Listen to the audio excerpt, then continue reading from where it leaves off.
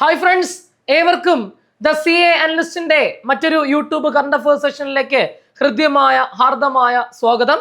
അപ്പോൾ നമ്മൾ ഇന്നത്തെ സെഷൻ നമ്മൾ ഡിസ്കസ് ചെയ്യാൻ പോകുന്നത് നമ്മുടെ ഫിഫ വേൾഡ് കപ്പാണ്. One of the most hot topic ആണ് നമ്മുടെ ഫിഫ വേൾഡ് കപ്പ്. ആ ഫിഫ വേൾഡ് കപ്പാണ് നമ്മൾ ഈ സെഷനിൽ എന്ത് ചെയ്യാൻ പോകുന്നത്, ഡിസ്കസ് ചെയ്യാനായിട്ട് പോകുന്നത്. അപ്പോൾ ഒന്ന് ആലോചിക്കണം, നിങ്ങൾ ഈ ക്ലാസ്സിനകത്തേക്ക് നമ്മൾ പോകുന്നതിന് മുൻപ് നമ്മുടെ ടെലഗ്രാം ചാനലിന്റെ പേര് ദ സി എ അനലിസ്റ്റ് തന്നെയാണ്. ജോയിൻ ആകാത്തവർ എന്ത് ചെയ്യുക, ജോയിൻ ചെയ്യാം. നമ്മൾ അതിന്റെ ലിങ്ക് ഡിസ്ക്രിപ്ഷനിൽ കൊടുത്തിട്ടുണ്ട്. അപ്പോൾ അതിനകത്തായിരിക്കും നമ്മൾ ഇതിന്റെ നോട്ട്സും അതുപോലെ തന്നെ പോൾ ക്വസ്റ്റ്യനും മറ്റ് സ്റ്റഡി മെറ്റീരിയൽ ഇടുന്നത്. ആ ഒരു ടെലഗ്രാമിലായിരിക്കും. അത് എന്ത് ചെയ്യുക, എല്ലാവരും ഫോളോ ചെയ്തേക്കുക. നിങ്ങൾക്ക് ക്ലാസ്സുകളൊക്കെ നിങ്ങൾക്ക് ഉപകാരപ്പെടുമെന്ന് നിങ്ങൾക്ക് തോന്നുകയാണെങ്കിൽ നിങ്ങളുടെ ഒരു സുഹൃത്തിനെങ്കിലും എന്ത് ചെയ്യുക, ഷെയർ ചെയ്യുക എന്ന് മാത്രം പറഞ്ഞുകൊണ്ട് നമുക്ക് സ്റ്റാർട്ട് ചെയ്യാം ഫിഫ വേൾഡ് കപ്പ്. ഒന്ന് ആലോചിച്ച് നോക്കണേടാ എൻ്റെ പ്രിയപ്പെട്ട സുഹൃത്തുക്കളെ, ഈ കഴിഞ്ഞ 39 ദിവസം അല്ലേ, ജൂൺ മാസം 11-ാം തീയതി ആരംഭിച്ച് ജൂലൈ മാസം 19-ാം തീയതി നടന്ന 39 ദിവസം ലോകമാകെ ഒരു പന്തിന് പുറകെയുള്ള ഒരു ഓട്ടത്തിലായിരുന്നു അല്ലേ. ഒടുവിൽ ആ പന്തിന്റെ പുറകുള്ള ഓട്ടം അവസാനിച്ചിരിക്കുന്നു. ആ കിരീടം അടുത്ത 4 വർഷത്തേക്ക് കാളപ്പോരിന്റെ മണ്ണിലേക്ക് പോകുന്ന കാഴ്ചയാണ് നമ്മൾ കണ്ടത്, ശരിയല്ലേ? ആ ലോകകപ്പിന്റെ വിശേഷങ്ങളിലേക്കാണ് നമ്മൾ എന്ത് ചെയ്യുന്നത്, പോകാനായിട്ട് പോകുന്നത്. അപ്പൊ എല്ലാവരും എന്ത് ചെയ്യുക, കട്ടയ്ക്ക് കൂടെ നിൽക്കുക. യെസ് എടാ, ഫിഫ വേൾഡ് കപ്പിന്റെ ചരിത്രം ആരംഭിച്ചത് ഏത് വർഷമാണ് എന്ന് ചോദിച്ചപ്പോൾ അത് 1930-ലാണ്. ഏത് വർഷമാ? 1930-ലാണ് നമ്മുടെ ഫിഫ വേൾഡ് കപ്പിന്റെ ചരിത്രം ആരംഭിക്കുന്നത്. പ്രഥമ ചാമ്പ്യന്മാരായി മാറിയ ടീം ഏത് എന്ന് ചോദിച്ചു കഴിഞ്ഞാൽ അത് ഉറുഗ്വയാണ്. പ്രഥമ പോരാട്ടം ആരൊക്കെ തമ്മിലായിരുന്നു ഫൈനൽ ഏറ്റുമുട്ടിയത്? Uruguay versus Argentina. അർജന്റീനയും ഉറുഗ്വയും തമ്മിൽ ഏറ്റുമുട്ടുന്നു. അർജന്റീനയെ പരാജയപ്പെടുത്തിക്കൊണ്ട് പ്രഥമ ലോക കിരീടത്തിൽ മുത്തമിടുന്നു ഉറുഗ്വേ. അങ്ങനെയെങ്കിൽ രണ്ടാമത് ജേതാവായി മാറിയത് ആര്? 1934. നമുക്കറിയാം, ഓരോ 4 വർഷം കൂടുമ്പോഴാണ് ഈ ഫുട്ബോൾ വേൾഡ് കപ്പ് നടക്കുക. അങ്ങനെ നോക്കുകയാണെങ്കിൽ രണ്ടാമത്തെ എഡിഷനിൽ കപ്പടിച്ചത് ആര് എന്ന് ചോദിച്ചപ്പോൾ അത് ഇറ്റലിയാണ്. അപ്പൊ അങ്ങനെ നോക്കുകയാണെങ്കിൽ ഓരോ 4 വർഷം കൂടുമ്പോഴാന്ന് പറഞ്ഞേ. അങ്ങനെ നോക്കുകയാണെങ്കിൽ 2026 അരങ്ങേറിയത് ഫുട്ബോൾ വേൾഡ് കപ്പിന്റെ ചരിത്രത്തിലെ എത്രാമത്തെ എഡിഷൻ ആണ്, എത്രാമത്തെ പതിപ്പാണ് എന്ന് ചോദിച്ചാൽ നിങ്ങൾ മറുപടി പറയണം, അത് 23ാമത്തെ എഡിഷൻ ആണ്. അപ്പൊ ഫുട്ബോൾ വേൾഡ് കപ്പിന്റെ ചരിത്രത്തിലെ 23ാമത്തെ എഡിഷൻ ആണ് ഇത്തവണ 3 സ്ഥലങ്ങൾ. എവിടെയൊക്കെയാ? അമേരിക്ക, മെക്സിക്കോ, കാനഡ എന്നീ സ്ഥലങ്ങളായിട്ട് എന്ത് ചെയ്യുന്നത്, നടക്കുന്നത്. എന്ന് മുതൽ എന്ന് വരെ നടന്നു എന്ന് ഒരിക്കലും നിങ്ങളോട് എന്റെ കേരള പി ചോദിക്കില്ല. നിങ്ങളുടെ അറിവിലേക്ക് വേണ്ടി മാത്രം പറഞ്ഞു വെക്കാം. 2026 ജൂൺ മാസം 11 മുതൽ 2026 ജൂലൈ മാസം 19 വരെയാണ് ഇത്തവണത്തെ ഫിഫ വേൾഡ് കപ്പ് നടക്കുന്നത്. എവിടെയാണ് വേദി എന്ന് ഞാൻ പറഞ്ഞു കഴിഞ്ഞു. America, Mexico, Canada. നിങ്ങൾ അമേരിക്ക എന്ന് ഓർത്ത് വെച്ച് കഴിഞ്ഞാൽ അവിടെ നമുക്ക് എന്ത് ചെയ്യാൻ പറ്റും, ആൻസറിലേക്ക് എത്താൻ പറ്റും. അമേരിക്ക കിട്ടും, അവിടെ നിന്ന് മെക്സിക്കോ അവിടെ നിന്ന് കിട്ടും, ഇവിടെ നിന്ന് കാനഡ നമുക്ക് എന്ത് ചെയ്യും, അവിടെ നമുക്ക് കിട്ടും. അപ്പൊ അമേരിക്ക, മെക്സിക്കോ, കാനഡയാണ് ഇത്തവണത്തെ വേദി എന്ന് പറയുന്നത്. ചരിത്രമാണ് 3 രാജ്യങ്ങൾ വേദിയാകുന്ന ആദ്യ ലോകകപ്പ്. ഇതാദ്യമായിട്ടാണ് ഒരു ലോകകപ്പ് 3 രാജ്യങ്ങളായിട്ട് എന്ത് ചെയ്യുന്നത്, നടക്കുന്നത്. അപ്പൊ 3 രാജ്യങ്ങൾ വേദിയാകുന്ന ആദ്യ ലോകകപ്പ് എന്ന പ്രത്യേകത കൂടി ഇത്തവണത്തെ ലോകകപ്പിനുണ്ടെന്ന കാര്യം എന്ത് ചെയ്യുക, അവിടെ ഓർക്കുക. ഇനി നോക്കണേ, അങ്ങനെയെങ്കിൽ ഒരു പോയിന്റ് വരുന്നു. ഒരു രാജ്യം 3 തവണ ലോകകപ്പിന് വേദിയായ ആദ്യ രാജ്യമായി മാറുന്നു മെക്സിക്കോ. അതായത് ഇവിടെ നോക്ക്, 3 രാജ്യങ്ങൾ വേദിയാകുന്ന ആദ്യ ലോകകപ്പ്. ഒരു ലോകകപ്പ് 3 വേദികളായി നടക്കുന്നത് ഇതാദ്യമാണ്. അതിലൊരു വേദിയാണല്ലോ മെക്സിക്കോ. ഈ മെക്സിക്കോ എന്ന് പറയുന്ന രാജ്യം ഇത് 3ാം തവണയാണ് ലോകകപ്പിന് വേദിയായി മാറുന്ന 3ാം തവണയാണെന്നേ. അപ്പൊ പോയിന്റ് എന്താ, 3 തവണ ലോകകപ്പിന് വേദിയാകുന്ന ആദ്യ രാജ്യം. ഇതാദ്യമായിട്ടാണ് ഒരു രാജ്യം 3 തവണ ലോകകപ്പിന് വേദിയാവുന്ന. ആ രാജ്യത്തിന്റെ പേരാണ് മെക്സിക്കോ എന്ന കാര്യം അവിടെ ഓർക്കുക. ആദ്യം അവർ 1970-ലും പിന്നെ 86-ലും പിന്നെ ഇപ്പോൾ 2026-ലും വേദിയായി മാറുന്നുണ്ട്. ഇനി കാനഡയിലേക്ക് വന്നു കഴിഞ്ഞാൽ കാനഡ ഇതാദ്യമായിട്ടാണ് ഫിഫ വേൾഡ് കപ്പിന് വേദിയാവുന്നത്. കാനഡ ഇതാദ്യമായിട്ടാണ്. അമേരിക്ക 2ാം തവണയും. അമേരിക്ക ഇത് 2ാം തവണയാണ് ഫിഫ വേൾഡ് കപ്പിന് വേദിയാവുന്നത്. അപ്പൊ ചോദ്യം വരുന്നു, അമേരിക്ക ആദ്യം വേദിയായത് ഏത് വർഷമാണ്? അമേരിക്ക ആദ്യം വേദിയായത് ഏത് വർഷമാണ് എന്ന് ചോദിച്ചപ്പോൾ അത് 1994-ലാണ് അമേരിക്ക ആദ്യമായിട്ട് വേദിയാവുന്ന ലോകകപ്പിന് വേദിയാവുന്നത്. എന്ന കാര്യം കൂടി എന്ത് ചെയ്യുക, അവിടെ ഓർക്കുക. ഇനി ഞാൻ നിങ്ങളോട് പറഞ്ഞു ആകെ പങ്കെടുത്ത ടീമുകളുടെ എണ്ണം 48 അല്ലേ? ആകെ മൊത്തം 48 ടീമുകൾ, ആകെ മൊത്തം 48 ടീമുകൾ പങ്കെടുക്കുകയാണ്. അതും ചരിത്രമാണ്. ഫിഫ വേൾഡ് കപ്പിന്റെ ചരിത്രത്തിൽ ഇത്രയധികം ടീമുകൾ പങ്കെടുക്കുന്ന ആദ്യ ലോകകപ്പാണിത്. കഴിഞ്ഞ വർഷം 32 ടീമുകളാണ് പങ്കെടുത്തത്. ഇപ്രാവശ്യം 48. അടുത്ത വേൾഡ് കപ്പ് ആവുമ്പോഴേക്കും അത് ഉയർത്താനാണ് ഫിഫ എന്ത് ചെയ്യുന്നത്, തീരുമാനിക്കുന്നത്. അപ്പൊ ആകെ പങ്കെടുത്ത ടീമുകൾ എത്ര, ആകെ പങ്കെടുത്ത ടീമുകളുടെ എണ്ണം എത്ര എന്ന് ചോദിച്ചപ്പോൾ എത്രയാണ്? 48 ടീമുകൾ പങ്കെടുക്കുന്നുണ്ട്. ഏറ്റവും കൂടുതൽ ടീമുകൾ പങ്കെടുക്കുന്ന ലോകകപ്പ് എന്ന പ്രത്യേകതയും 2026 ലോകകപ്പിനുണ്ട്. അവിടെ പോയിന്റ് വരുന്നു, ഈ പങ്കെടുത്ത 40 ടീമുകളിൽ ഏറ്റവും ചെറിയ രാജ്യമേത്, ഏറ്റവും ചെറിയ രാജ്യമേത് എന്ന് ചോദിച്ചാൽ ആ രാജ്യത്തിന്റെ പേര് കുറസാവോ എന്നാണ്. കുറസാവോ എന്നാണ് ആ രാജ്യത്തിന്റെ പേര്. നോക്കണേ, കുറവ് എന്നാണ് അർത്ഥം, കുറവ് അല്ലേ, കുറസാവോ. ലോകത്തിൽ പങ്കെടുത്ത ഏറ്റവും ചെറിയ രാജ്യം കുറസാവോ. നിങ്ങൾ മനസ്സിലാക്കണം, വെറും 1.5 ലക്ഷം ആളുകൾ, വെറും 1.5 ലക്ഷം ആളുകൾ മാത്രം അധിവസിക്കുന്ന ഒരു രാജ്യമാണ് കുറസാവോ. അത് നിങ്ങൾ പോപ്പുലേഷൻ വെച്ച് നോക്കിയാലും ഏരിയ വെച്ച് കൺസിഡർ ചെയ്താലും ലോകകപ്പിൽ പങ്കെടുത്ത, ഈ വേൾഡ് കപ്പിൽ പങ്കെടുത്ത ഏറ്റവും ചെറിയ രാജ്യമായി കുറസാവോ മാറുകയാണ്. നിങ്ങൾ മനസ്സിലാക്കണം, അതൊരു വളരെ മോട്ടിവേഷൻ ആയിട്ടുള്ള ഒരു ഫാക്ട് പറയാനുണ്ട്. ഈ കുറസാവോ എന്ന് പറയുന്ന രാജ്യത്തിന്റെ ആദ്യ മത്സരം ജർമ്മനിയുമായിട്ടായിരുന്നു. ജർമ്മനിയുമായിട്ടുള്ള മത്സരത്തില് ഹാഫ് ടൈമിലേക്ക് പോകുമ്പോൾ സ്കോർ 3-1, 3-0. ജർമ്മനി ഹാഫ് ടൈമിൽ 3 ഗോൾ അടിച്ചിരിക്കുന്നു. കുറസാവോ 1 ഗോൾ പോലും മടക്കി അടിച്ചിട്ടില്ല. പക്ഷേ ഈ പറയുന്ന 3 ഗോൾ നേടി 3 ഗോൾ കൊണ്ട് പരാജയപ്പെട്ടിരിക്കുന്ന ഒരു ടീം, ആ ആറ്റിറ്റ്യൂഡ് എന്തായിരിക്കും? മിക്കവാറും അവര് വലിയ ടെൻഷനോട് കൂടിയായിരിക്കും കളിക്കളത്തിലേക്ക് വരിക അല്ലേ? പക്ഷേ കുറസാവോ ടീമുകൾ വളരെ ചിരിച്ചുകൊണ്ട് സന്തോഷത്തോടു കൂടിയാണ് ആ വേൾഡ് കപ്പിൽ ആ ജർമ്മനിയോട് കളിക്കുന്നത്. കാരണം എന്താണെന്നറിയാവോ? എടാ, ഈ കുറസാവോ എന്ന് പറയുന്ന രാജ്യം എവിടെയാണെന്ന് പോലും അറിയത്തില്ല നാട്ടുകാർക്ക്. നമ്മൾ ഇപ്പോഴാണ് ഈ പേര് കേൾക്കുന്നത്. കുറസാവോ എന്ന് പറയുന്ന ഒരു ഐലൻഡ്, ഒരു ദ്വീപ് രാജ്യമാണ്, ഒരു കരീബിയൻ ദ്വീപ് രാഷ്ട്രമാണ് കുറസാവോ എന്ന് പറയുന്നത്. ലാറ്റിൻ അമേരിക്കൻ രാജ്യമാണെന്ന് വെച്ചാൽ അല്ല, എന്നാൽ ലാറ്റിൻ അമേരിക്കയോട് അടുത്ത് നിൽക്കുന്ന ഒരു ഐലൻഡ് ദ്വീപാണ് ഈ പറയുന്ന കുറസാവോ. വെറും 1.5 ലക്ഷം പോപ്പുലേഷൻ ഉള്ള കുറസാവോ എന്ന് പറയുന്ന ഈ രാജ്യം. അപ്പൊ പരാജയപ്പെട്ട് നിൽക്കുന്ന ഈ ടീം ഹാഫ് ടൈമിൽ എല്ലാ കളിക്കാരും ചിരിച്ചുകൊണ്ടിറങ്ങി വരികയാണ്. 7-1 ജർമ്മനിയോട് ആ ടീം പരാജയപ്പെടുന്നു. പക്ഷെ അവരുടെ സ്പോർട്സ്മാൻ സ്പിരിറ്റ് നിങ്ങൾ ആലോചിക്കണം. അത് കഴിഞ്ഞ് ഇവര് ഒരു പ്രാർത്ഥിക്കുകയാണ്. ഈ പറയുന്ന കളി കഴിഞ്ഞതിന് ശേഷം ജർമ്മൻ താരങ്ങളും വളരെ സ്പോർട്സ്മാൻ സ്പിരിറ്റിന്റെ ഏറ്റവും വലിയ ഉത്തമ മാതൃകയായിട്ട് വേണമെങ്കിൽ നമുക്ക് ഇതിനെ വിശേഷിപ്പിക്കാം. കുറസാവോ താരങ്ങളും ജർമ്മൻ താരങ്ങളും ഒരുമിച്ച് നിന്ന് പ്രേ ചെയ്യുന്ന ഒരു ഫോട്ടോ അന്ന് വൈറലായിരുന്നു. ഇനി അത് കഴിഞ്ഞ് ഏറ്റവും വലിയ സംഭവത്തിന് ശേഷമാണ് നടക്കുന്നത്. ഒരു മാധ്യമപ്രവർത്തകൻ ഒരു കുറസാവോ ടീമിനെ സപ്പോർട്ടർ പുറത്തേക്ക്, ഒരു മധ്യവയസ്ക പുറത്തേക്ക് വരുന്നുണ്ട്. അപ്പൊ അവരോട് ചോദിക്കുന്നുണ്ട്, നിങ്ങളുടെ ടീം 7-1 പരാജയപ്പെട്ടതല്ലേ, 7-1 നിങ്ങളുടെ ടീം പരാജയപ്പെട്ടിരിക്കുന്നു, പക്ഷെ നിങ്ങൾ വളരെ സന്തോഷവതിയാണല്ലോ. അപ്പൊ അവർ പറഞ്ഞൊരു മറുപടി ഉണ്ട്, എന്റെ പ്രിയപ്പെട്ട സുഹൃത്തെ, ഈ കുറസാവോ എന്ന് പറയുന്ന ഞങ്ങളുടെ രാജ്യം എവിടെയാണെന്ന് പോലും, ഈ ലോക ഭൂപടത്തിൽ എവിടെയാണെന്ന് പോലും അറിയത്തില്ലായിരുന്നു. പക്ഷേ ഈ പന്തുണ്ടല്ലോ, ഈ ഫുട്ബോൾ വേൾഡ് കപ്പ് ഞങ്ങൾക്കൊരു അഡ്രസ്സ് തന്നിരിക്കുന്നു. ഞങ്ങളെയും ഈ 48 പേരിൽ ഒരാളായി അംഗീകരിച്ചിരിക്കുന്നു. ഈ 48 പേരിൽ ഒരാളായിട്ട് ഇത്രയും ലോകരാഷ്ട്രങ്ങളുടെ വേദിയിൽ ഞങ്ങൾ അടയാളപ്പെടുത്തിയിരിക്കുന്നു, ഞങ്ങൾക്കൊരു ഇടം കണ്ടെത്തിയിരിക്കുന്നു എന്ന് പറയുന്നത് എത്രയോ വലിയ കാര്യമാണ് ഞങ്ങളെ സംബന്ധിച്ചോളം. അവിടെ ഞങ്ങൾ വിജയിച്ചു കഴിഞ്ഞു എന്നാണ് ആ മധ്യവയസ്ക പറഞ്ഞത്. അതാണ്, നിങ്ങൾ എവിടെയാണ് എന്നുള്ളതല്ല, ഈ രാജ്യം അടയാളപ്പെടുത്തി. ഫുട്ബോളിന്റെ മേഖലയിൽ ഈ രാജ്യം 48 ടീമുകൾ ഒരു ടീമായിട്ട്.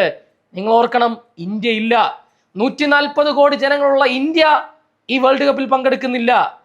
അവിടെയാണ് കുറസാവോ എന്ന് പറയുന്ന രാജ്യം നമ്മൾ എന്ത് ചെയ്യേണ്ടത്, നമിക്കേണ്ടത്, അല്ലെങ്കിൽ അഡ്രസ് ചെയ്യേണ്ടത് എന്നുള്ള കാര്യം നിങ്ങൾ എന്ത് ചെയ്യുക, മനസ്സിലാക്കുക. അടുത്ത പോയിന്റിലേക്ക് വരാം.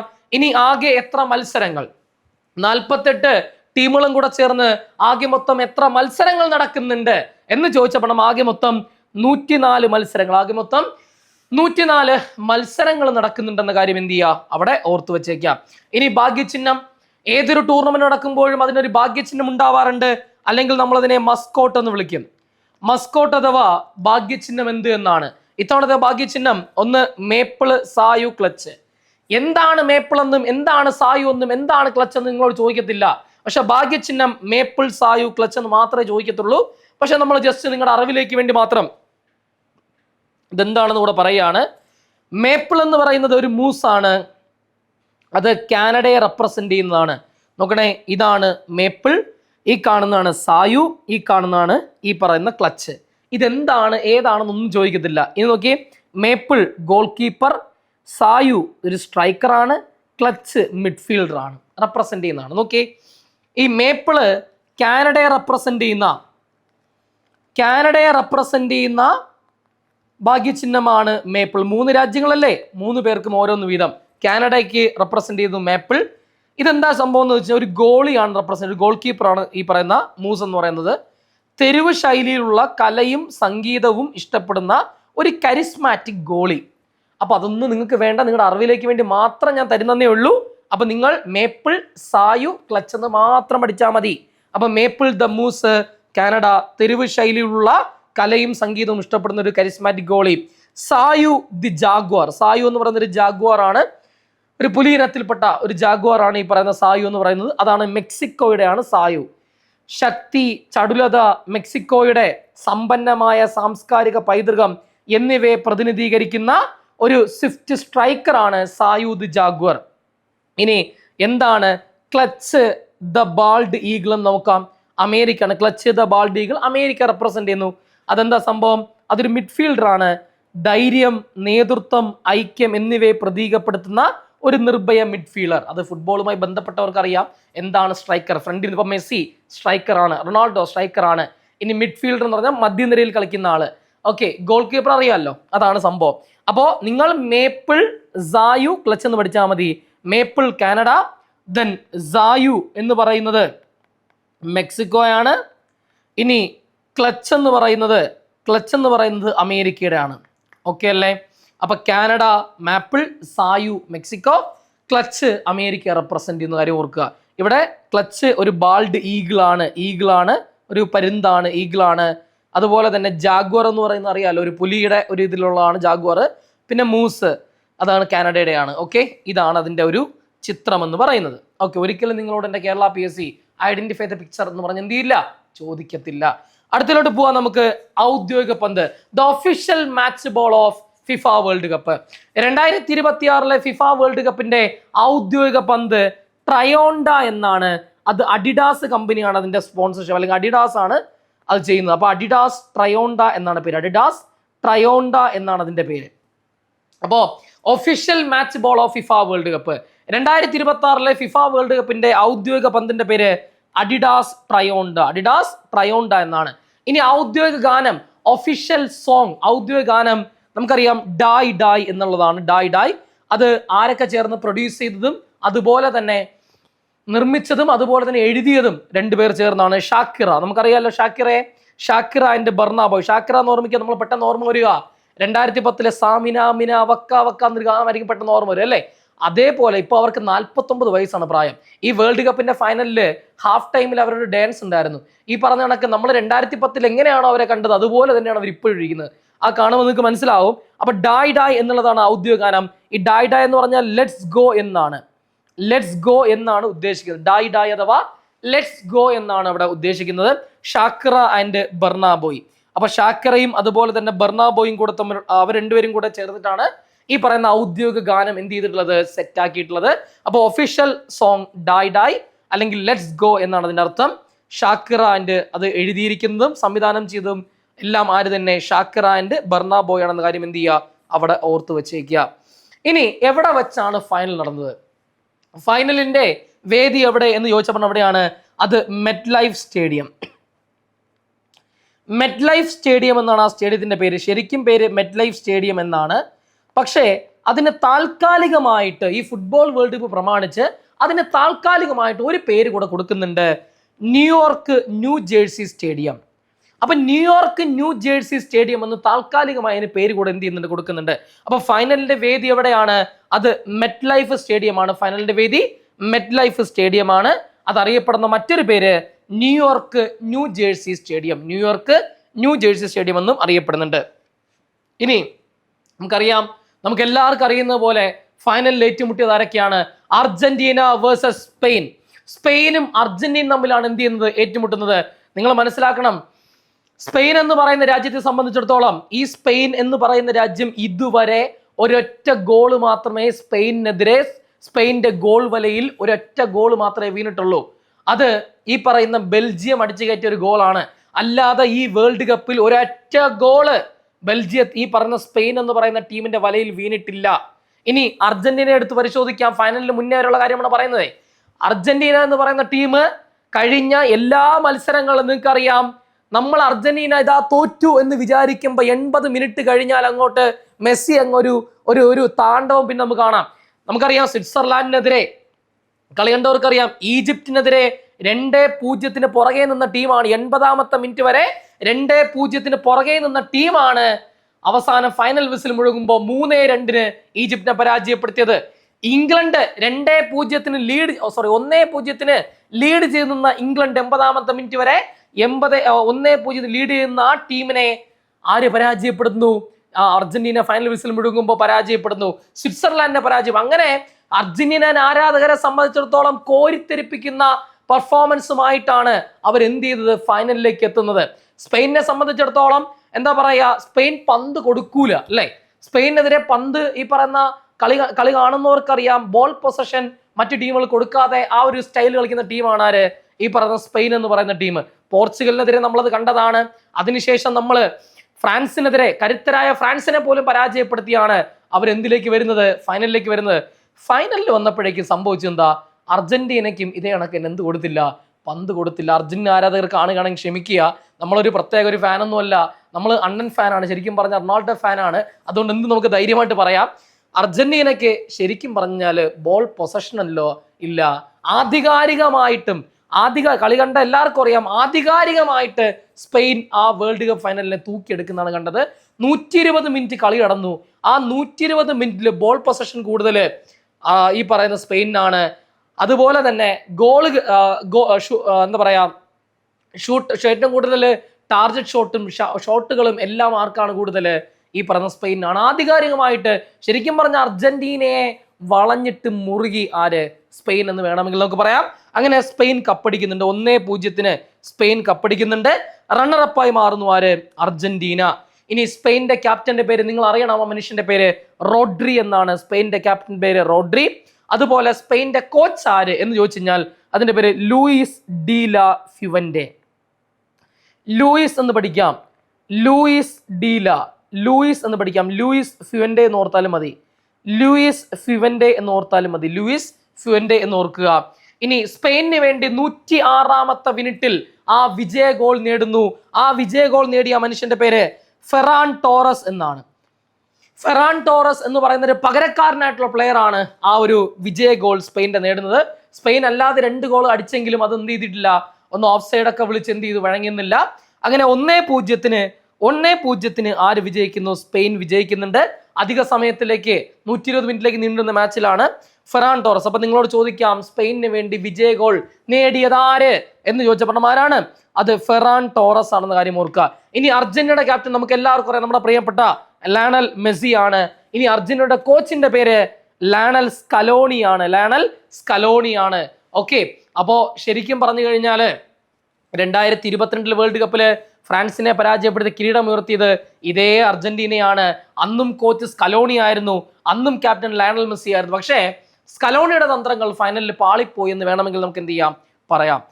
ഇനി നോക്കിയേ, യെസ്, അങ്ങനെ മെസ്സി വേഴ്സസ് ലാമിൻ യമാലിന് 19 വയസ്സ് മാത്രമേ പ്രായമുള്ളൂ. നിങ്ങൾ മനസ്സിലാക്കണം, ഒരു ചിത്രം വന്നിരുന്നു, എന്താണ് ഈ പറയുന്ന ലാമിൻ യമാലിനെ ഒരു ബാത്ടപ്പിലിരുന്ന് മെസ്സി കുളിപ്പിക്കുന്ന ഒരു രംഗമൊക്കെ നമ്മൾ കണ്ടതാണല്ലേ, വലിയ വൈറലായിരുന്നു.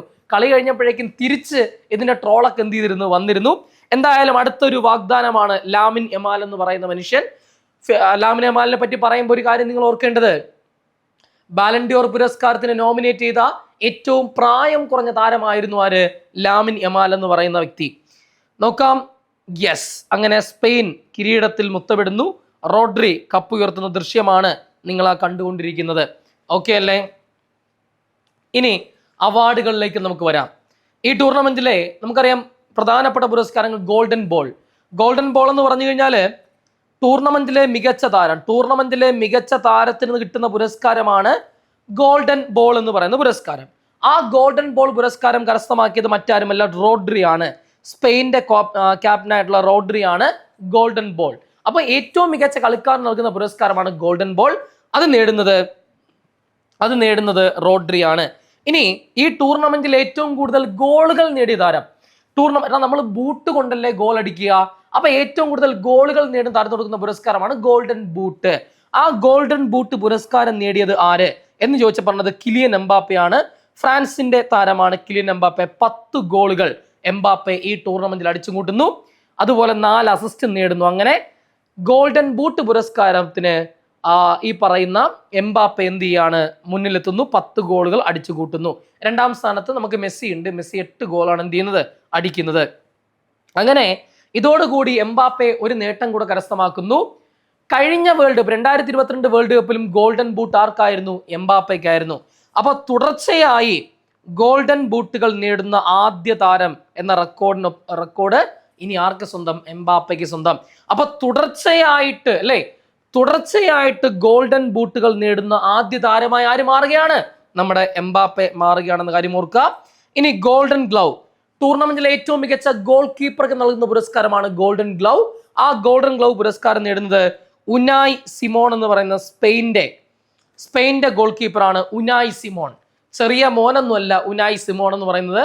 നോക്കണേ, 650 മിനിറ്റുകളാണ് തന്റെ ഗോൾ വലയിലേക്ക്, അങ്ങനെ റെക്കോർഡ്. ഏറ്റവും കൂടുതൽ സമയം ഗോൾ വല കാത്ത, ഒരു ഗോൾ പോലും അടിക്കാൻ കഴിയാതെ ഗോൾ വല കാത്ത മനുഷ്യൻ എന്ന റെക്കോർഡും ഇദ്ദേഹത്തിന് സ്വന്തമാണ്. അദ്ദേഹമാണ് ഏറ്റവും മികച്ച ഗോൾഡൻ ഗ്ലൗ പുരസ്കാരം കരസ്ഥമാക്കുന്നത്. ഒരൊറ്റ ഗോള് മാത്രമേ ഇദ്ദേഹത്തെ കവച്ചു വെച്ചുകൊണ്ട് വലയിലായുള്ളൂ.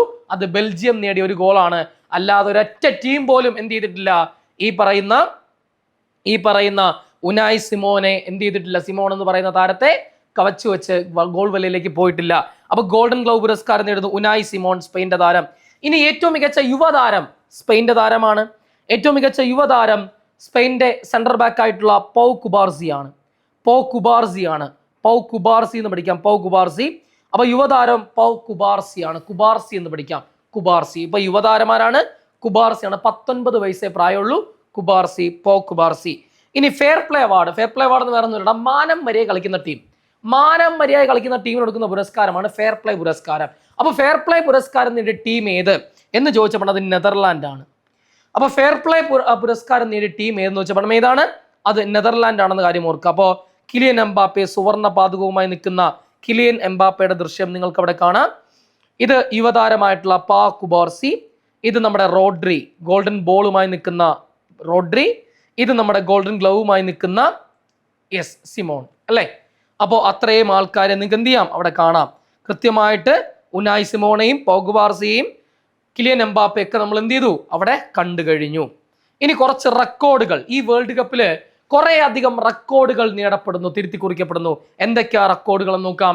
ഈ വേൾഡ് കപ്പിൽ ആദ്യ ഗോൾ നേടിയത് ആര്? അപ്പോ ആദ്യ മത്സരം ആരൊക്കെ തമ്മിലായിരുന്നു അറിയണം.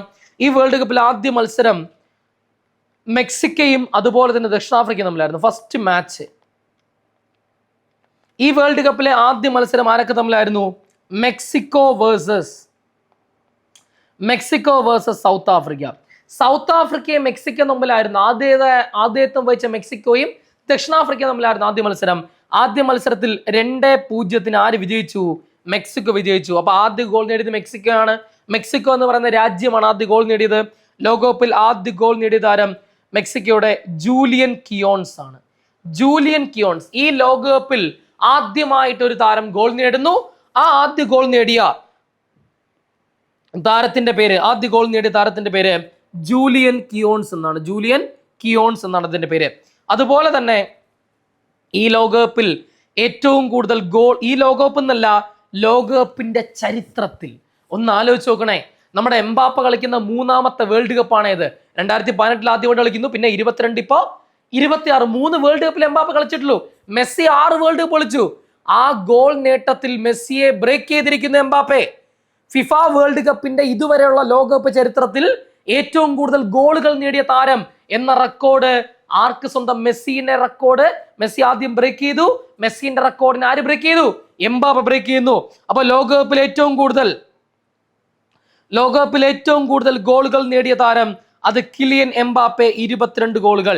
അപ്പൊ ഈ ലോകകപ്പിൽ ഏറ്റവും കൂടുതൽ ലോകകപ്പിന്റെ ചരിത്രത്തിൽ 1930 മുതലുള്ള ലോകകപ്പിന്റെ ചരിത്രം പരിശോധിക്കുമ്പോൾ ഏറ്റവും കൂടുതൽ ഗോളുകൾ നേടിയ താരം, ലോകകപ്പുകളിൽ ഏറ്റവും കൂടുതൽ ഗോളുകൾ നേടിയ താരം എന്ന റെക്കോർഡ് എംബാപ്പയ്ക്ക് സ്വന്തം, 22 ഗോളുകൾ.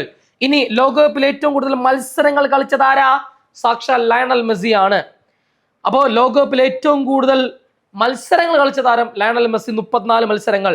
ലയണൽ മെസ്സി ഇതോടുകൂടി ലോകകപ്പിനോട് എന്ത് ചെയ്യുന്നുണ്ട്? വിട പറയുന്നുണ്ട്. ഇനി ലോകകപ്പിൽ തുടർച്ചയായി ഒരു റെക്കോർഡ് കൂടി മെസ്സി നേടി. ലോകകപ്പിൽ തുടർച്ചയായി 7 മത്സരങ്ങളിൽ ഗോൾ നേടുന്ന ആദ്യ താരം ലയണൽ മെസ്സി.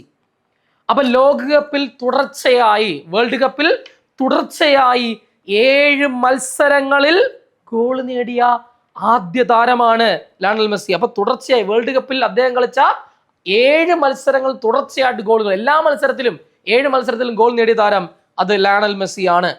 അടുത്ത പോയിന്റ് നോക്കിയേ, റൊണാൾഡോ, സാക്ഷാൽ ക്രിസ്ത്യാനോ റൊണാൾഡോ.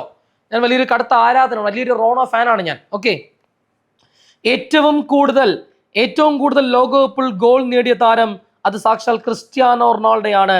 6 ലോകകപ്പ്. എനിക്ക് കളിക്കളത്തിനകത്തെ റൊണാൾഡോയേക്കാൾ എനിക്കിഷ്ടം കളിക്കളത്തിന് പുറത്തെ റൊണാൾഡോയാണ്. അത് പറയാനൊരു മടിയുമില്ല.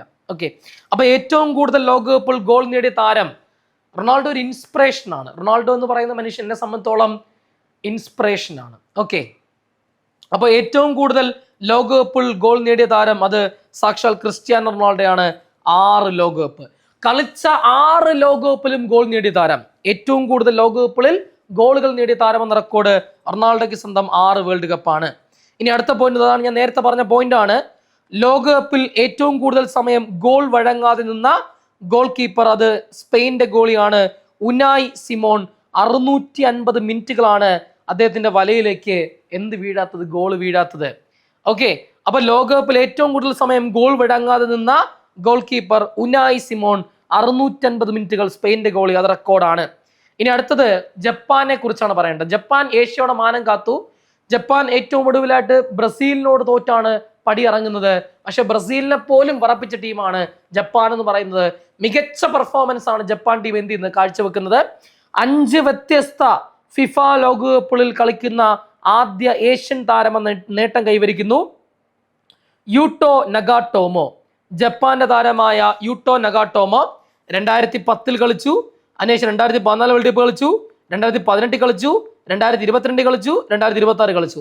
അപ്പോൾ 6 വേൾഡ് കപ്പ്, 5 വേൾഡ് കപ്പ്, 5 വ്യത്യസ്ത ഫിഫ ലോകകപ്പുകളിൽ കളിക്കുന്ന ആദ്യ ഏഷ്യൻ താരം എന്ന നേട്ടം കൈവരിക്കുന്നു യൂട്ടോ നഗാട്ടോമോ, ജപ്പാന്റെ താരം. ഓക്കെ, സാക്ഷാൽ റൊണാൾഡോനെയും അതുപോലെ തന്നെ മെസ്സിനെയും കാണാം. രണ്ടും ഈ പറയുന്ന ഈ ലോക ഭൂപടത്തിൽ ഫുട്ബോൾ എന്ന് പറയുന്ന സാധനം ഉള്ളിടത്തോളം കാലം 2 പേരുടെയും പേരുകൾ എന്ത് ചെയ്യും, തിളക്കത്തോടെ ജ്വലിച്ച് നിൽക്കുമെന്ന കാര്യത്തിൽ ഒരു സംശയവും വേണ്ട. അടുത്ത പോയിന്റിലേക്ക് വരാം. ഇനി ഇതിനകത്ത് നമ്മുടെ മലയാളികൾ, എവിടെ നോക്കിയാലും മലയാളിയുണ്ടേ. ഇവിടെയും ഒരു മലയാളി സാന്നിധ്യം. ചരിത്രത്തിൽ ആദ്യമായി ഫുട്ബോൾ ലോകകപ്പിനുള്ള ടീമിൽ ഇടം നേടുന്ന ആദ്യ മലയാളിയായി മാറുന്നു. അത് തഹസിൻ മുഹമ്മദ് ആണ്. തലശ്ശേരി സ്വദേശിയാണ്, പക്ഷേ കളിക്കുന്നത് ഖത്തർ ടീമിന് വേണ്ടി. അപ്പോ ഫുട്ബോൾ ലോകകപ്പിനുള്ള ടീമിൽ ഇടം നേടുന്ന ആദ്യ മലയാളി ആര് എന്ന് ചോദിച്ചപ്പോൾ ആരാണ്? അത് തഹസിൻ മുഹമ്മദ് ആണ്. ഖത്തർ ടീമിന് വേണ്ടി കളിക്കുന്നു. തലശ്ശേരി സ്വദേശിയാണ്. ഇദ്ദേഹമാണ് നമ്മുടെ തഹസിൻ മുഹമ്മദ് ഖത്തർ ടീമിന് കളിക്കുന്നു, തലശ്ശേരി സ്വദേശി. ഇനി നമ്മുടെ ഫിഫ വേൾഡ് കപ്പിന്റെ ഒഫീഷ്യൽ ആൽബം ഉണ്ടല്ലോ, ഈ ഔദ്യോഗിക ആൽബത്തില് ഒരു പോർഷൻ കൊറിയോഗ്രാഫി ചെയ്തിരിക്കുന്ന ഒരു മലയാളിയുണ്ട്, ഇന്ത്യക്കാരൻ, ഒരു മലയാളിയാണ്. അദ്ദേഹത്തിന്റെ പേര് രജിത്ത് ദേവ് എന്നാണ്, കൊറിയോഗ്രാഫർ ആണ്. അപ്പോ നോറ ഫത്തയെ വെച്ചുകൊണ്ടുള്ള ഒരു പോർഷൻ കൊറിയോഗ്രാഫി ചെയ്തിട്ടുള്ള ആരാണ്? ഈ പറയുന്ന രജിത്ത് ദേവ് ആണ്. അപ്പൊ ഫിഫ ലോകകപ്പിന്റെ ഔദ്യോഗിക ആൽബത്തിന്റെ ഭാഗമായി മാറുന്ന ആദ്യ ഇന്ത്യക്കാരനെന്നോ അല്ലെങ്കിൽ ആദ്യ മലയാളി എന്ന് ചോദിച്ചപ്പോഴാണ് അത് രജിത്ത് ദേവ് ആണ് കൊറിയോഗ്രാഫി ചെയ്തിരിക്കുന്നത്. രജിത്ത് ദേവ്, ഓർക്കണേ. ഇനി ഫിഫ ലോകകപ്പിനോടനുബന്ധിച്ചുകൊണ്ട് കേരളത്തിലെ വിദ്യാർത്ഥികൾക്ക് വേണ്ടി പൊതുവിദ്യാഭ്യാസ വകുപ്പും ലഹരി വിരുദ്ധ മിഷനും ചേർന്ന് നടപ്പിലാക്കുന്ന ഒരു ക്യാമ്പയിൻ ഉണ്ട്. ആ ക്യാമ്പയിന്റെ പേര് 1 മില്യൺ തൂഫാൻ ഗോൾസ് എന്നാണ്.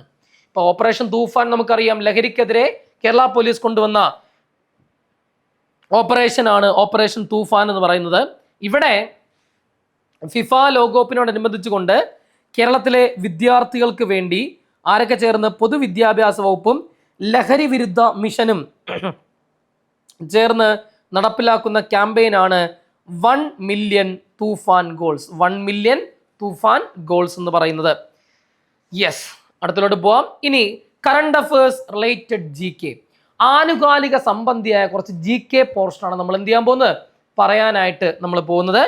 നോക്കണേ, നമുക്കറിയാം ലോക ഫുട്ബോൾ ദിനമായിട്ട് ആചരിക്കുന്ന ഒന്നാണ്. ചിലപ്പോൾ ചോദിക്കാം, ഇതിനെ കണക്ട് ചെയ്തുകൊണ്ട് ഫുട്ബോൾ നടന്ന വർഷമായതുകൊണ്ട് ചോദിക്കാൻ പോസിബിലിറ്റി ഉണ്ട്. ലോക ഫുട്ബോൾ ദിനം അഥവാ വേൾഡ് ഫുട്ബോൾ ഡേ ആയിട്ട് നമ്മൾ ആചരിക്കുന്നത് മെയ് മാസം 25-ാം തീയതി കേട്ടോ. അപ്പം മെയ് മാസം 25-ാം തീയതിയാണ്, മെയ് മാസം 25-ാം തീയതിയാണ് നമ്മൾ വേൾഡ് ഫുട്ബോൾ ഡേ അഥവാ ലോക ഫുട്ബോൾ ദിനമായിട്ട് ആചരിക്കുക. 2022 ഫുട്ബോൾ ലോകകപ്പിൽ ജേതാക്കളായി മാറിയത് നമുക്കറിയാം, അത് അർജന്റീനയാണ്, ഫ്രാൻസിനെ പരാജയപ്പെടുത്തിക്കൊണ്ട്. അർജന്റീന ഏതൊക്കെ വർഷം ചാമ്പ്യന്മാരായി മാറിയിട്ടുണ്ട്? ആദ്യം 1978, പിന്നെ 86, പിന്നെ 2022, അങ്ങനെ 3 വട്ടം ഈ പറയുന്ന അർജന്റീന ചാമ്പ്യന്മാരായി മാറിയിട്ടുണ്ട്. അപ്പോൾ ചോദ്യം വരുന്നു, ഏറ്റവും കൂടുതൽ തവണ ലോകകപ്പിൽ ചാമ്പ്യന്മാരായിട്ട് മറ്റാരുമല്ലത് ബ്രസീലാണ്. 5 തവണയാണ് ബ്രസീൽ ലോകകപ്പിൽ എന്ത് ചെയ്യുന്നത്, ചാമ്പ്യന്മാരായി മാറുന്നത്. 5 തവണ, അത് ഇപ്പോഴും റെക്കോർഡാണ്, ആരും ടച്ച് ചെയ്തിട്ടില്ല. അപ്പോൾ ലോകകപ്പിൽ ഇതുവരെ എത്ര ടീമുകൾ കിരീടം നേടിയിട്ടുണ്ട് അതറിയണം. ഈ നിമിഷം വരെയുള്ള ലോകകപ്പിന്റെ ചരിത്രം പരിശോധിക്കുമ്പോൾ എത്ര ടീമുകളാണ് ലോകകപ്പിൽ കിരീടം നേടിയിട്ടുള്ളത്? 8 ടീമുകൾ മാത്രമേ ലോകകപ്പിൽ കിരീടം നേടിയിട്ടുള്ളൂ. ചിലപ്പോൾ ചോദിക്കാം, താഴെ പറയുന്നവയിൽ ഫിഫ ലോകകപ്പ് കിരീടം നേടാത്ത ടീം ഏതെന്ന് വേണമെങ്കിൽ ചോദിക്കാം. എടാ, ബ്രസീൽ 5 വട്ടം ബ്രസീൽ ഉണ്ട്, ഇറ്റലി നേടിയിട്ടുണ്ട് 4 വട്ടം, ഓക്കെ. ഫ്രാൻസ് 2 തവണ ഫ്രാൻസ് കപ്പടിച്ചിട്ടുണ്ട്, സ്പെയിൻ 2 തവണ കപ്പടിച്ചു, സ്പെയിന്റെ 2ാമത്തെ കിരീടം. സ്പെയിൻ ആദ്യം കിരീടം നേടുന്നത് 2010-ലാണ്, പിന്നെ ഇപ്പൊ 2026. അപ്പൊ സ്പെയിന്റെ 2ാമത്തെ കിരീടമാണ്. ജർമ്മനി 4 തവണ ചാമ്പ്യന്മാരായി മാറി, അർജന്റീന 3 തവണ ചാമ്പ്യന്മാരായി മാറി, ഉറുഗ്വേ ആദ്യം കപ്പടിച്ചതുപോലെ ഉറുഗ്വേ ആണേ, 2 തവണ ഉറുഗ്വേ അടിച്ചു, ഇംഗ്ലണ്ട് 1 തവണ കപ്പടിച്ചു. അപ്പൊ Brazil, Italy, France, Spain, Germany, Argentina, Uruguay, England, ഈ 8 ടീമുകൾ മാത്രമേ ഈ 23 തവണ ഫുട്ബോൾ ലോകകപ്പ് നടന്നപ്പോൾ ഈ 8 ടീമുകൾ മാത്രമേ എന്ത് ചെയ്തിട്ടുള്ളൂ, കപ്പടിച്ചിട്ടുള്ളൂ എന്ന കാര്യം എന്ത് ചെയ്യുക, അവിടെ ഓർക്കുക. ഇനി വളരെ പ്രധാനപ്പെട്ട ഒരു പോയിന്റ് ആണ്, ഏതോ 2 വർഷം ഫുട്ബോൾ വേൾഡ് കപ്പ് ഞാൻ നിങ്ങളോട് പറഞ്ഞു 1930 സ്റ്റാർട്ട് ചെയ്യുന്നു, ഓരോ 4 വർഷം കൂടുമ്പോൾ നടക്കാറുണ്ട്. അങ്ങനെ നോക്കുമ്പോൾ ഏതോ 2 വർഷം ഫിഫ വേൾഡ് കപ്പ് നടന്നില്ല. അത് ഏത് വർഷമാ? അത് 1942-ലും 1946-ലും. അപ്പോ 1942-ലും 1946-ലും ഫുട്ബോൾ വേൾഡ് കപ്പ് നടന്നില്ല. എന്താ കാരണം? സെക്കൻഡ് വേൾഡ് വാർ, 2ാം ലോക മഹായുദ്ധത്തെ തുടർന്ന് ടൂർണമെന്റ് എന്ത് ചെയ്തില്ല, നടന്നില്ല. അപ്പൊ 1942-ലും 1946-ലും ഈ പറയുന്ന സെക്കൻഡ് വേൾഡ് വാറിനെ തുടർന്ന്, 2ാം ലോക മഹായുദ്ധത്തെ തുടർന്ന് ടൂർണമെന്റ് എന്ത് ചെയ്തിട്ടില്ല, നടന്നിട്ടില്ല എന്ന കാര്യം ഓർക്കുക. ഇനി ഒരു ലേറ്റസ്റ്റ് പോയിന്റ് ആണ്, 2026 ജൂണിൽ ചട്ടലംഘനങ്ങളുടെ പേരിൽ ഫിഫയുടെ അനിശ്ചിതകാലത്തെ വിലക്ക് ലഭിച്ച സംഘടന ഏത് എന്നാണ് ചോദ്യം. അത് all Nepal football association, all Nepal football association. അപ്പൊ 2026 ജൂണിൽ ചട്ടലംഘനങ്ങളുടെ പേരിൽ ഫിഫയുടെ അനിശ്ചിതകാല വിലക്ക് ലഭിച്ച സംഘടന ഏത് എന്ന് ചോദിച്ചപ്പോൾ ഏതാണ്? അത് ഓൾ നേപ്പാൾ ഫുട്ബോൾ അസോസിയേഷൻ ആണ്. ഇനി 2030 ഫുട്ബോൾ വേൾഡ് കപ്പിന്റെ വേദി എവിടെ എന്നാണ് ചോദ്യം. അടുത്ത 4 വർഷം കഴിഞ്ഞ് നടക്കാനിരിക്കുന്ന 2030 ഫുട്ബോൾ വേൾഡ് കപ്പിന്റെ വേദി Morocco, Portugal, Spain.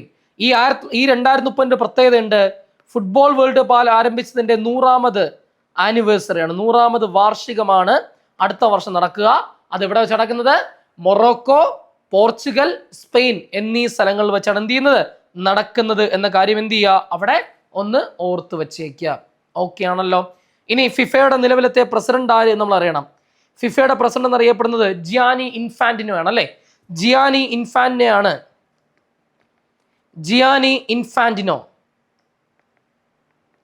Gianni Infantino ആണ് ഫിഫയുടെ നിലവിലത്തെ പ്രസിഡന്റ് എന്നറിയപ്പെടുന്നത്. ജിയാനി ഇൻഫാന്റിനോ ആണെന്ന കാര്യം എന്ത് ചെയ്യുക, അവിടെ ഓർക്കുക. ഫൈനലില് നമ്മുടെ ജിയാനി ഇൻഫാന്റിനോയും അതുപോലെ തന്നെ ട്രംപണ്ണനും കൂടെ ചേർന്നിട്ടാണ് കിരീടം കൊണ്ട് ആർക്ക് കൊടുക്കുന്നത്, ഈ പറഞ്ഞ സ്പെയിൻ കൊണ്ട് കൊടുക്കുന്നത്. എന്നിട്ട് ട്രംപണ്ണൻ അവിടെ നിന്ന് പോവാതെ ഫോട്ടോയ്ക്ക് പോസ്റ്റ് ചെയ്യുന്നൊക്കെ വലിയ ട്രോളായി മാറിക്കൊണ്ടിരിക്കുകയാണ്, അല്ലേ? നിങ്ങൾ കണ്ടിട്ടുണ്ടാവും.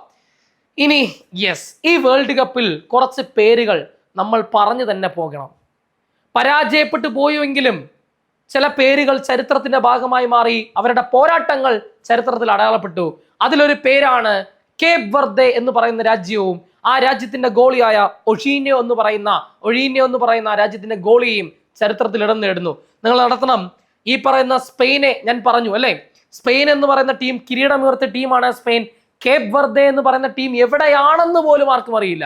പക്ഷേ ആ സ്പെയിൻ എന്ന് പറയുന്ന ടീം കേപ്പ് വെർദെയുമായിട്ട് മത്സരിക്കുന്നു ഗ്രൂപ്പ് ഘട്ടത്തിൽ. ഈസി വാക്ക് ഓവറിൽ വിജയിച്ച് കയറും എന്നാണ് എല്ലാവരും വിചാരിച്ചിരുന്നത്. പക്ഷേ സ്പെയിനെ ഞെട്ടിച്ചുകൊണ്ട് സ്പെയിൻ ഒരു രണ്ടാം നിര ടീമിനാണ് ആദ്യം ഇറക്കിയത്. ആദ്യം യാമിൻ യമാലൊന്നും കൊണ്ട് ഇറങ്ങിയില്ല. പക്ഷേ കേപ്പ് വെർദെയുടെ പെർഫോമൻസ് കണ്ട് ഞെട്ടിയ സ്പെയിൻ ഈ പറയുന്ന ഓരോ പ്ലേയേഴ്സിന് ഇറക്കി വിട്ടു. ബലമുണ്ടായില്ല. ആ ഒരു ഗോളിയുടെ പേര് എടുത്തു പറയണം, ഒഴീന എന്നാണ് ഗോളി. 40 വയസ്സാണ് പ്രായം. ഈ വേൾഡ് കപ്പിൽ കളിക്കുന്ന ഏറ്റവും പ്രായം കൂടിയ രണ്ടാമത്തെ താരമാണ് ഒഴീന എന്ന് പറയുന്ന ഈ പ്ലെയർ. നിങ്ങൾ മനസ്സിലാക്കണം, അദ്ദേഹത്തിന്റെ ആ ഒരു ഇച്ഛാശക്തി, കളിക്കുന്നത് ആര് എന്നുള്ളതല്ല, എന്നെ മറികടന്ന് വേണം ആ ഗോൾ പോവാൻ. നോക്കണേ നിങ്ങൾ, ആ ഒരൊറ്റ കളി കൊണ്ട് കേപ്പ് വെർദെക്ക് ഫാൻസ് കൂടുന്നു, ഒഴീനയ്ക്ക് ഫാൻസ് കൂടുന്നു. നിങ്ങൾ എവിടെ നിന്ന് വരുന്നു എന്നുള്ളത് വിഷയമല്ല, നിങ്ങൾക്ക് ലഭിക്കുന്ന അവസരത്തിൽ നിങ്ങൾ അതിനെങ്ങനെ പ്രയോജനപ്പെടുത്തുന്നു എന്നുള്ളതാണ് നിങ്ങളുടെ വിജയത്തെ തീരുമാനിക്കുന്നത്. അടയാളപ്പെടുത്തിയ പെർഫോമൻസ് ആണ് ഒഴീനയുടെ പെർഫോമൻസ്. ആ മനുഷ്യന്റെ ഏകദേശം സ്പെയിൻ നേരിട്ട 10-22 ഷോട്ടുകളാണ് ഈ മനുഷ്യൻ തടയുന്നത്. ആ മനുഷ്യൻ പറഞ്ഞൊരു ഡയലോഗ് ഉണ്ട്, the world used to ask where Cabo Verde was on a map. ഈ മാപ്പിൽ, ലോക ഭൂപടത്തിൽ കാബോ വെർദെ എന്ന് പറയുന്ന രാജ്യം എവിടെയാണെന്ന് പോലും അറിയത്തില്ല. പക്ഷേ ദേ നോ അസ് നൗ. എന്നാൽ ഇപ്പോൾ എല്ലാവർക്കും ഞങ്ങൾ അറിയാം, ഞങ്ങളുടെ രാജ്യത്തെ അറിയാം. That shift is best thing to happen to our country. ഞങ്ങളുടെ രാജ്യത്തിൽ ലഭിക്കാവുന്ന ഏറ്റവും വലിയൊരു നേട്ടമാണത്. Before the cup I lived an anonymous life. ആരോരും അറിയാത്തൊരു ജീവിതമാണ് ഞാൻ ജീവിച്ചുകൊണ്ടിരുന്നത്. I cooked meals in the street and ate outside my front door. Now people lose their minds when I walk down the sidewalk. ഇപ്പൊ ഞാൻ പോകുമ്പോൾ എന്നെ അവർ തിരിച്ചറിയുന്നുണ്ട്, അവർ അഡ്രസ് ചെയ്യുന്നുണ്ട്. ദ ചേഞ്ച് ഫീൽസ് ഷൗട്ട് എന്നാണ് പറയുന്നത്. അതായത് ഈ കളിക്കുന്നതിന് മുൻപ് ഇദ്ദേഹത്തിന് ഇൻസ്റ്റാഗ്രാം ഫോളോവേഴ്സിന്റെ എണ്ണം 1.5 മണിക്കൂർ കൊണ്ട് ഒരു താരത്തിന് സംഭവിച്ച നേട്ടമാണ് പറയുന്നത്. ഇൻസ്റ്റാഗ്രാം ഫോളോവേഴ്സ് 46,000 മാത്രമായിരുന്നു. ഈ കളി കഴിഞ്ഞ് 1.5 മണിക്കൂർ കഴിഞ്ഞ് കഴിയുമ്പോൾ അദ്ദേഹത്തിന് ഇൻസ്റ്റാഗ്രാം ഫോളോവേഴ്സിന്റെ എണ്ണം 20 മില്യൺ കടന്നു. ഇപ്പൊ എത്രയാണെന്ന് എനിക്കറിയില്ല ഈ നിമിഷം. അങ്ങനെ ഈ മനുഷ്യൻ, ഈ 40 വയസ്സുള്ള ഈ മനുഷ്യൻ അടയാളപ്പെടുത്തി. അതാണ് ഫുട്ബോൾ. ഇനി യെസ്, ഒരു ജനറേഷൻ എൻഡ് ആണ്. നമ്മൾ ഏറെ ഇഷ്ടപ്പെട്ട നമ്മുടെ താരങ്ങൾ പടിയിറങ്ങി പോവുകയാണ്. മെസ്സിയും നെയ്മറും റൊണാൾഡോയും അതുപോലെ തന്നെ ലൂക്ക മോഡ്രിച്ചും ഒക്കെ തന്നെ എന്ത് ചെയ്യാണ്, പടിയിറങ്ങുകയാണ്. ഒരു ജനറേഷന്റെ ചരിത്രം. പക്ഷെ അവർ നമുക്ക് സമ്മാനിച്ച ആ ഓർമ്മകൾ എന്നും തങ്കലിപികളാൽ അവിടെ നമ്മുടെ മുന്നിൽ ഉണ്ട്. അത് നമുക്ക് ഒരു ലഹരിയായിട്ട് അവിടെ എന്തുണ്ടാവും, ഉയർത്തു നിൽക്കുമെന്ന കാര്യത്തിൽ ഒരു സംശയവും അവിടെ വേണ്ട. Then yes, goodbye.